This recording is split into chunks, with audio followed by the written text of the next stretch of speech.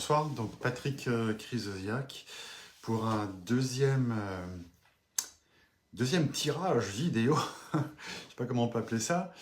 Je vous parle ce soir de ce que j'ai mentionné hier sur ce terme qu'on appelle les strokes. Un stroke, c'est un terme américain à l'origine, qui vient de l'anglais strike, ça veut dire frapper, mais aussi dans un certain contexte, ça veut dire l'inverse de frapper. C'est reconnaître l'autre. Donc on fait un stroke à son cheval de course. En tout cas, c'est ce que l'on m'a expliqué et enseigné à moi au sein de l'école de coaching que j'ai fait il y a une quinzaine d'années. Le stroke, en fait, c'est un outil pour un manager extrêmement important à développer. Il y a des managers qui ont un naturel spontané et qui vont enthousiasmer, qui vont féliciter, faire part de leur satisfaction assez spontanément.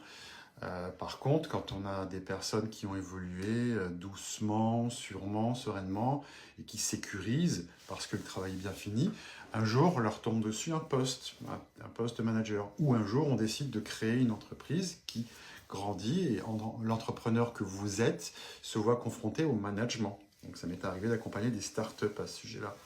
Et la difficulté, c'est de capter l'audience, on va dire, de donner envie à des personnes. Donc le stroke, S-T-R-O-K-E, c'est un concept, mais c'est plus qu'un concept, c'est-à-dire que c'est un signe de reconnaissance qu'on va verbaliser, exprimer assez spontanément.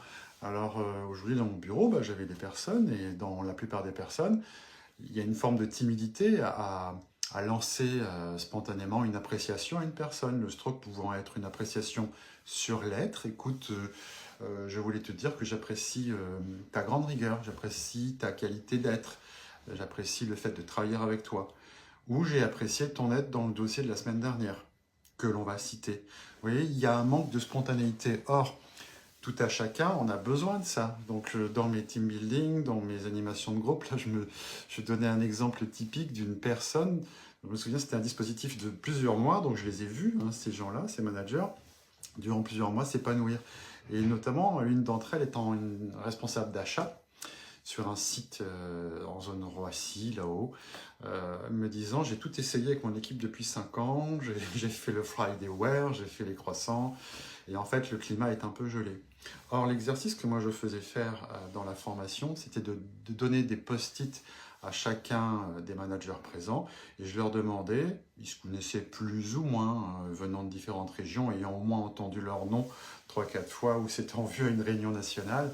C'était avant Covid, donc il n'y avait pas la visio, donc on se côtoyait un peu moins spontanément, ce que permet la visio. Et donc ces gens-là se sont fait des strokes écrits sur des post-it, à ma demande. La séquence émotion, comme dirait Ardisson, eh bien, c'est que quand on lit à voix haute les strokes reçus, à savoir un stroke, c'est une appréciation donc, sur l'être, une appréciation sur du factuel. Donc imaginez, il y a 10 personnes, vous recevez 9 post-it, et vous lisez à voix haute les 18 appréciations devant tout le monde.